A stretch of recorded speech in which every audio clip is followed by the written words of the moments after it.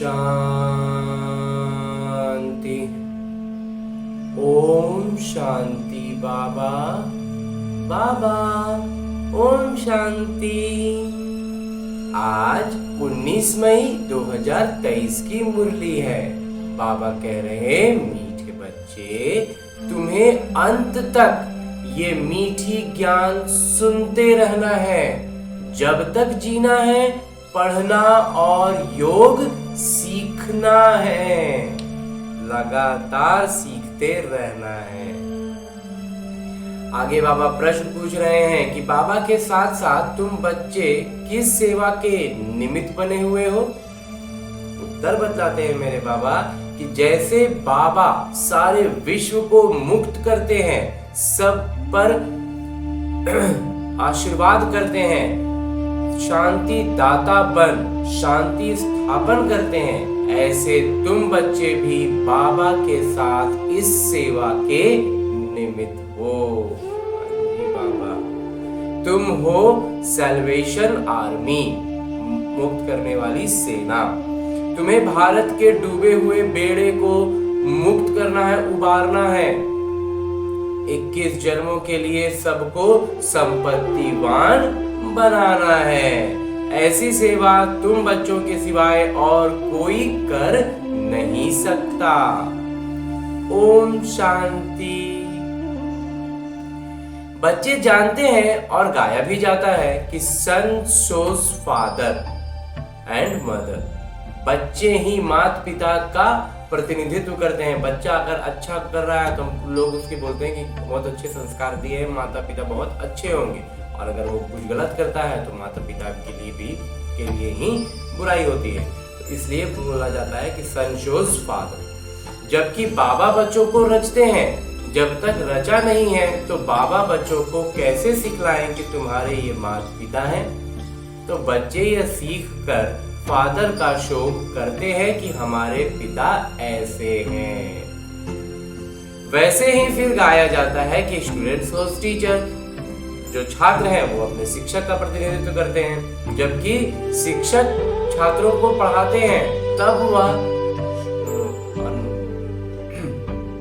प्रतिनिधित्व करते हैं। फलाने बैरिस्टर ने हमको बैरिस्टर बनाया। जब तक बैरिस्टर नहीं तो स्टूडेंट शो कैसे करें। वैसे गुरु लोग भी अब फॉलोअर्स बनाए तब कहें कि गुरु से यह मिला। अब वह पिता शिक्षक गुरु तो अलग अलग होते हैं। लौकिक में तो सब अलग है। हाँ, कोई पिता बच्चों को पढ़ाते भी हैं, हो सकता है, परंतु उनमें तो सब्जेक्ट बहुत हैं, बहुत ज्यादा विषय हैं। तो ऐसे तो नहीं कि एक ही शिक्षक सब सब्जेक्ट पढ़ाते हैं, सारे विषयों को एक ही शिक्षक पढ़ाते हैं, ऐसा भी नहीं होगा। तो हर विषय के अलग अलग शिक्षक होते हैं। यह तो एक ही पिता शिक्षक और गुरु है। हर विषय के लिए एक ही शिक्षक है, पिता भी है और गुरु भी है। तो जब तक बच्चों को अपना न बनाए तब तक शो निकाल न सके कि हम फलाने के बच्चे हैं। तब जब तक हम पूरा निखरेंगे नहीं तो हम अपने पिता का प्रतिनिधित्व कैसे करेंगे। उनकी मिल्कियत के हम हकदार हैं। पहले पहले तो बाबा बच्चों को अपना बनाते हैं। बच्चे भी कहते हैं हमने अपना बनाया है। बच्चे जानते हैं फादर का शो कैसे करना है। बच्चे अब ये जानते हैं। हम हैं ईश्वर की संतान वास्तविकता में। यूं तो ईश्वरीय संतान हर एक समझते हैं। ओ गॉड फादर जो कहते हैं। फादर कहा जाता है तो माता भी याद आती हैं, पिता कहा जाता है तो माता भी याद आती हैं। कहते भी है तुम मात पिता। तो पिता ने आकर बच्चों को समझाया है हम तुम्हारे मात पिता हैं। तुम भी जान गए हो ये बेहद के पिता है, मात पिता है। वहीं पिता बैठ पढ़ाते हैं, सृष्टि चक्र के आदि मध्य अंत का राज बताते हैं। बच्चे जब समझते हैं तो फिर औरों को भी समझाते हैं कि सृष्टि चक्र कैसे फिरता है। गाया भी जाता है कि विश्व की इतिहास भूगोल रिपीट होता है, परंतु यह ज्ञान तुमको मिलती है इस समय, इस संगम युग पर, जबकि पुरानी दुनिया का विनाश नई दुनिया की स्थापना होती है। अभी विश्व का चक्र पूरा होता है। कलयुग अथवा पुराना युग खत्म होकर के नई दुनिया, नया युग शुरू हो रहा है। यह ज्ञान शिक्षक तुम छात्रों को सुनाते हैं। छात्रों फिर जो एक छात्र जिन छात्रों को बताया, फिर वो छात्र औरों को बताते हैं, सुनाते हैं। तो वह शिक्षक पिता भी हैं, वह सर्वोच्च पिता बैठ समझाते हैं। ये बातें हमें सर्वोच्च पिता, परम पिता परमात्मा मेरे बाबा समझाते हैं। नई दुनिया, नया युग था, तब भारत में बरोबर देवी देवताओं का राज्य था। दो युग एक ही विश्व में सर्वोच्च सत्ता का राज्य था। वह विश्व के मालिक थे। कौन? भारतवासी, आदि सनातन देवी देवताएं। भल थे भारत खंड के मालिक, परंतु बेहद विश्व के मालिक थे। कोई बंटवारा नहीं था। सागर, आकाश, वायु, पृथ्वी सबका एक ही भारत मालिक था। विश्व के रचना की जयंती व जन्म भी यही होता है। बाबा कहते हैं मैं तो पुनर्जन्म में आता नहीं हूँ। आत्मा कहती है मैं एक शरीर छोड़ दूसरा लेती हूँ। वह पाप आत्मा से पुण्य आत्मा हो रही हूँ। बाबा समझाते हैं तुम जानते भी हो कि मनुष्य पुनर्जन्म लेते हैं। 84 जन्म है सर्वाधिक। ज्यादा से ज्यादा कोई आत्मा जन्म लेगी तो वो 84 जन्म होगी एक कल्प में। इस ज्ञान को दुनिया नहीं समझती। बाबा को ही ज्ञानवान, समृद्धवान कहा जाता है। सारे विश्व पर समृद्धि का आशीर्वाद देते हैं, सबको मुक्त करते हैं। बाबा बैठ समझाते हैं कि मैं कैसे बच्चों को मुक्त करता हूँ। मैं गाइड भी हूँ और शांति दाता भी हूँ। शांति स्थापन करता हूँ, सॉवरेनिटी भी स्थापन करता हूँ। बच्चे जानते हैं इस समय भारत पूरा इंसॉल्वेंट है, पूरी तरह से बंधन में बंधा हुआ है। तो बेहद के पिता का यह जन्म स्थान है, अवतरण स्थान है, परंतु मनुष्य समझते नहीं। शिव को सोमनाथ मंदिर भी यहाँ ही है, वहाँ यही शिवलिंग रखा हुआ है। बच्चों को समझाया है कि परमात्मा का कोई इतना बड़ा रूप तो है नहीं, बिल्कुल सितारे जैसे हैं। अच्छा, गुरु के अनुयायी बनते हैं। गुरु उनको शास्त्र आदि सुनाते हैं, वह फिर औरों को सुनाते हैं। कहेंगे गुरु ने हमको ये शास्त्र आदि सिखाए। बनारस में जाकर शास्त्र आदि सीखते हैं। विद्युत मंडली से टाइटल आदि ले आते हैं, जैसे सरस्वती आदि। अब वह सरस्वती नाम तो मम्मा का है, क्योंकि उन्होंने बेहद का ज्ञान सुनाया है। तो वह तो हद के भक्ति मार्ग के शास्त्र सीखते हैं। अब ये तो बच्चे जानते हैं कि हमारे सर्वोच्च गुरु भी वही परम पिता है। सर्वोच्च पिता भी हैं, सर्वशक्तिवान बाबा चाहिए ना, क्योंकि माया भी कम नहीं है, वह भी शक्तिमान है। माया सर्व में व्यापक है, बाबा सर्व में व्यापक नहीं है। वो तो पुनर्जन्म रहित है। पिता परमात्मा पुनर्जन्म नहीं लेते, मनुष्य लेते हैं। फिर भी परमात्मा को सर्वव्यापी कहना कितनी ग्लानि है। जब जब ऐसी ग्लानि करते हैं और मनुष्य पतित बन जाते हैं, तब फिर मैं आता हूँ। ये कोई शास्त्रों में थोड़े ही है कि बेहद के पिता शिक्षक भी हैं, सद्गुरु भी हैं, सबको पतित से पावन बनाने वाले भी हैं। तो बाबा कहते हैं कि ये सब वेद शास्त्र भक्ति मार्ग के हैं। भक्ति मार्ग आधा कल्प चलता है, ज्ञान मार्ग आधा कल्प नहीं चलता। ये तो बस अभी का संगम युग में ही है। ज्ञान तो एक ही समय बाबा आकर समझाते हैं। एक ही बार ज्ञान प्राप्त करने से फिर तुम्हारी 21 जन्मों तक प्रारब्ध चलती है। बस एक बार ज्ञान मिलता है तो 21 जन्म दो युग निकल जाते हैं। ऐसे नहीं कि यह ज्ञान अथवा ज्ञान आधा ज्ञान जो है वो आधा कल्प चलता है। ये तो समझते हो कि ज्ञान प्रायः लोप हो जाता है। वहाँ है ही सब सदगति वाले, वहाँ ज्ञान नहीं रहता है, वहाँ सदगति चलता है। उनको ज्ञान की दरकार है नहीं। इस समय ज्ञान के सागर बाबा आकर बच्चों को कितना ज्ञान सुनाते हैं। बच्चे जब जीते रहेंगे बाबा को की ज्ञान सुनते रहेंगे। इसलिए बाबा कहते हैं अभी हमारा ये जो लौकिक जन्म है इसमें जब तक है तब तक हमें ज्ञान सुनते रहना है, ताकि हमारा प्रारब्ध जो है वो हमारा अच्छा चले। बड़ी मीठी ज्ञान है, ज्ञान भी बड़ा मीठा है। योग भी अंत तक सीखना पड़े, क्योंकि सिर पर जन्म जन्मांतर के पापों का बोझ बहुत है। बार बार उधर मैंने एक तरह से कह रहा कि स्वतः अपने आप उधर ही जाने लगेंगे। तो हमें ज्ञान पूरा भरते रहेंगे तो हम इधर आगे बढ़ पाएंगे, बढ़ते चलेंगे। एक जन्म की बात नहीं, जन्म जन्मांतर से आत्मा पर मैल चढ़ी है, इसलिए बिल्कुल घोर अंधियारे में आ गई है। आत्मा में पुनर्जन्म की मैल रहते रहते खाद पड़ते पड़ते कितनी पतित तमो प्रधान बन गई है। आत्मा भी गुलम्मे की तो जेवर भी गुलम्मे का। सोना में ही गड़बड़ी है तो जेवर भी तो गड़बड़ वहीं बनेगा ना। एकदम जर्जरी भूत अवस्था को पा लिया है।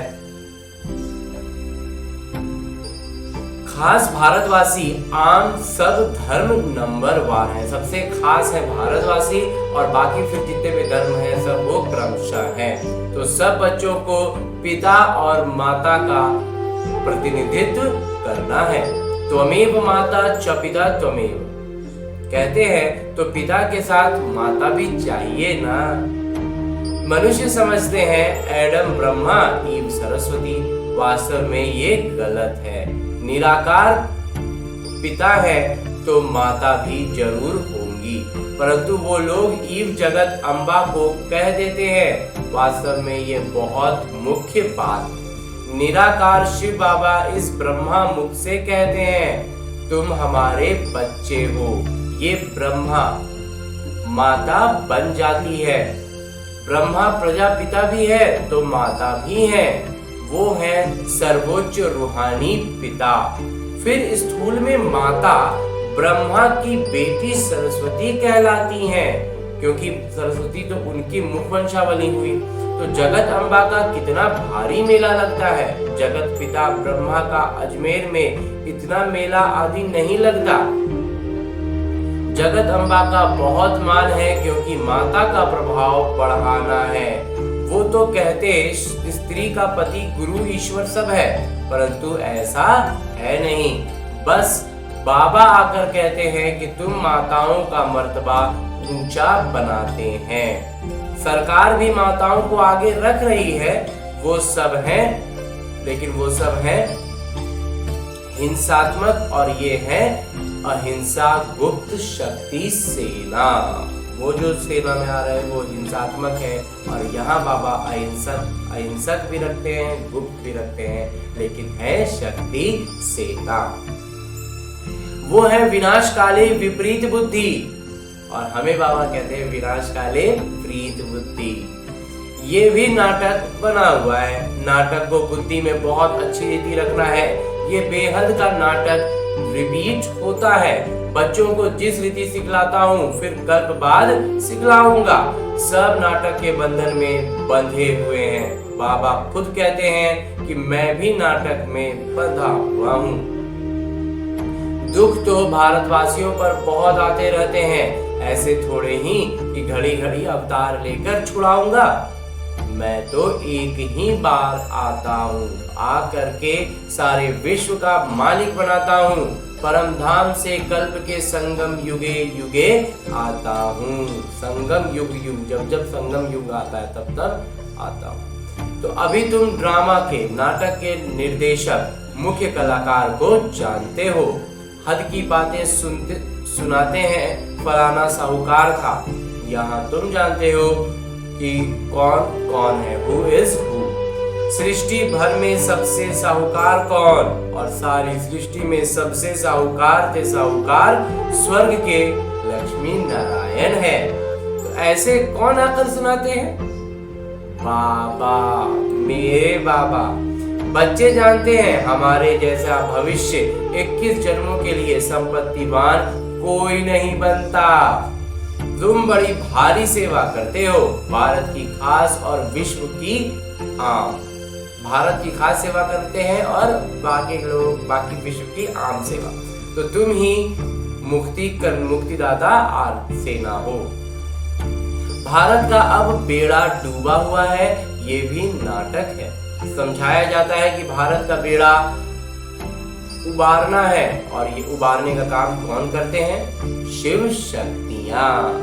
शिव शक्तियां तुम सब हो।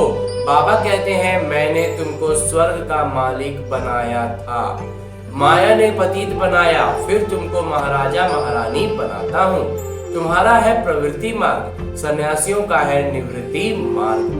वो है हद का सन्यास, ये है बेहद का सन्यास।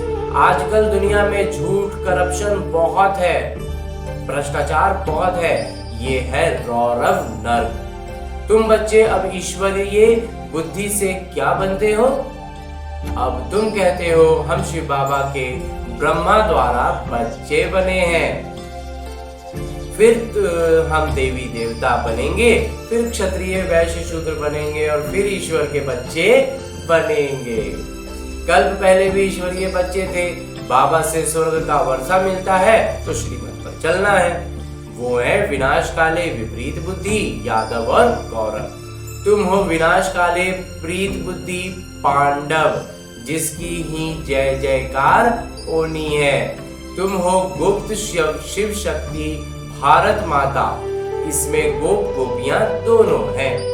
नाम माताओं का करना है, माताओं को ही बहुत सताया है, द्रौपदी को ही नग्न किया है। कहती हैं भगवान हमें नग्न होने से बचाओ, तो बाबा आकर बचाते हैं।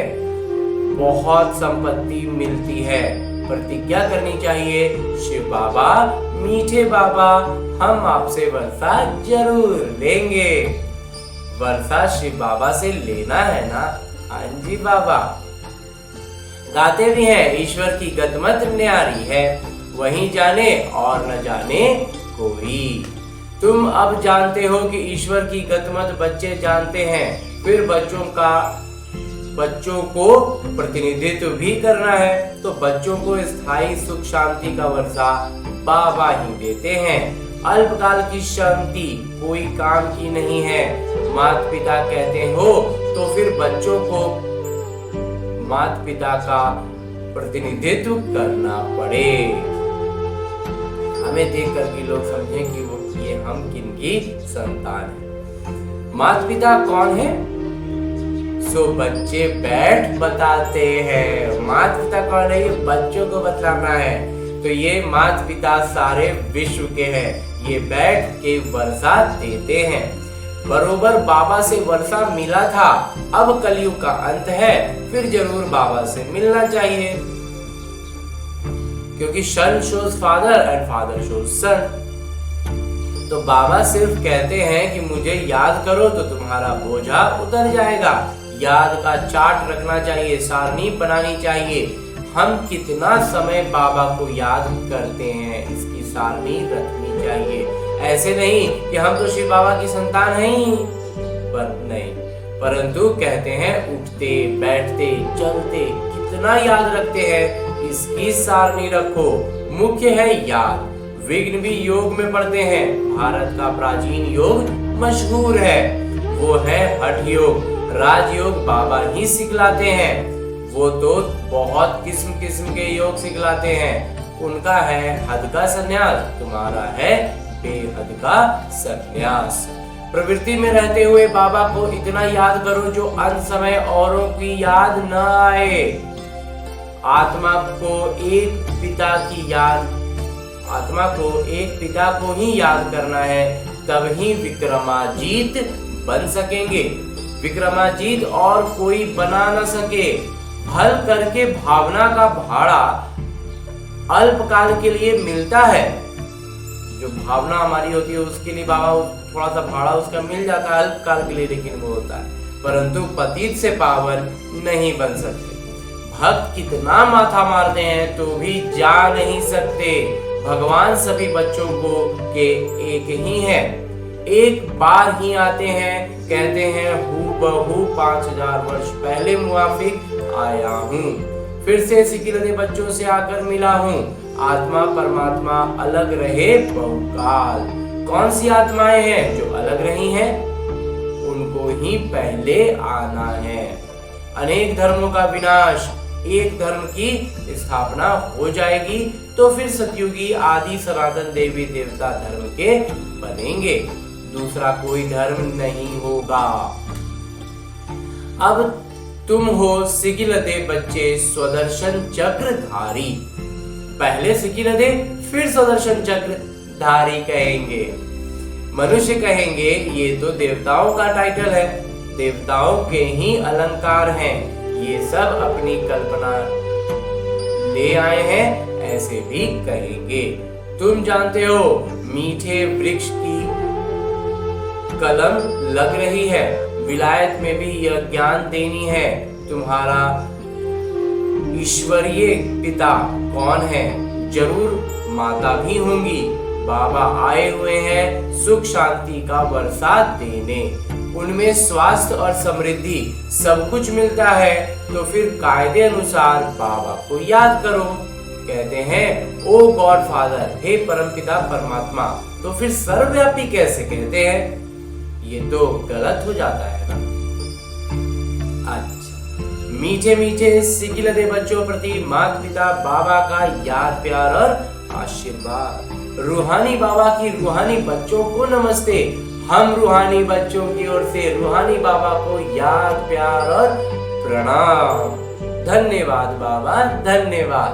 मुरली के लिए भी धन्यवाद और इस अनूठे अलौकिक ब्राह्मण जीवन के लिए भी बहुत बहुत बहुत धन्यवाद।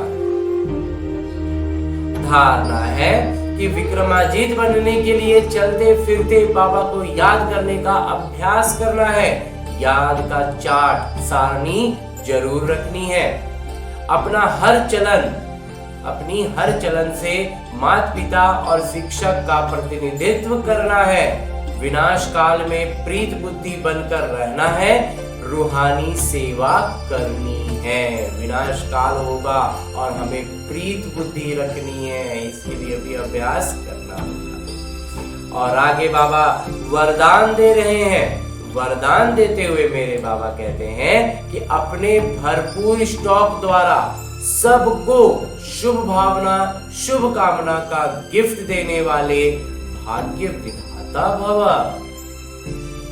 हमारे अंदर शुभ भावनाओं का स्टॉक भरपूर होगा तो हम दूसरों को इसका ऐसा तोहफा दे पाएंगे, तो हमें बाबा भाग्य विधाता बनने का वरदान दे रहे हैं। आप सब भाग्य की लकीर खींचने वाले ब्रह्मा के बच्चे हो, इसलिए सदा स्वर्णिम तोहफे का स्टॉक भरपूर रहे। जब भी किसी से मिलते हो तो हर एक को शुभ भावना और शुभ कामना का गिफ्ट सदा देते रहो, तोहफा सदा देते रहो। विशेषता दो और विशेषता लो। विशेषता देनी भी है और उनसे सिर्फ विशेषता लेनी ही है, विशेषता ही लेनी है। तो गुण दो और गुण लो। ऐसे ईश्वरीय तोहफे सभी को देते रहो, चाहे कोई किसी भी भावना व कामना से आए, लेकिन आप यह तोहफा अवश्य दो, तब कहेंगे भाग्य विधाता।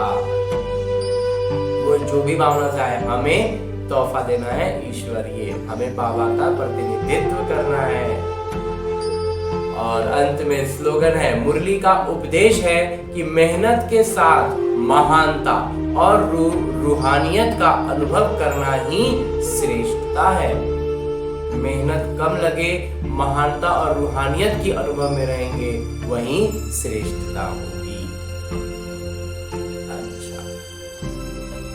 आज की मुरली के बाद आज के लिए बाबा अव्यक्त इशारे दे रहे हैं कि कोई भी यह नहीं कह सकता कि हमको तो सेवा का मौका ही नहीं है। कोई बोल नहीं सकते तो मनसा वायुमंडल से सुख की वृत्ति, सुखमय स्थिति से सेवा करो। सिर्फ बोलने वाली सेवा ही सेवा नहीं है। बाबा कहते हैं अगर कोई बोलने का मौका नहीं मिल रहा है तो ये नहीं कहना कि हमको सेवा का मौका नहीं मिला। बाबा कहते हैं मनसा से वायुमंडल बनानी है, सुख की वृत्ति बनानी है और सुखमय स्थिति से सेवा करनी है। तबीयत ठीक नहीं है तो घर में बैठे भी सहयोगी बनो। सिर्फ मनसा में शुद्ध संकल्पों का स्टॉक जमा करो, शुभ भावनाओं से संपन्न बनो। अच्छा, ओम शांति बाबा।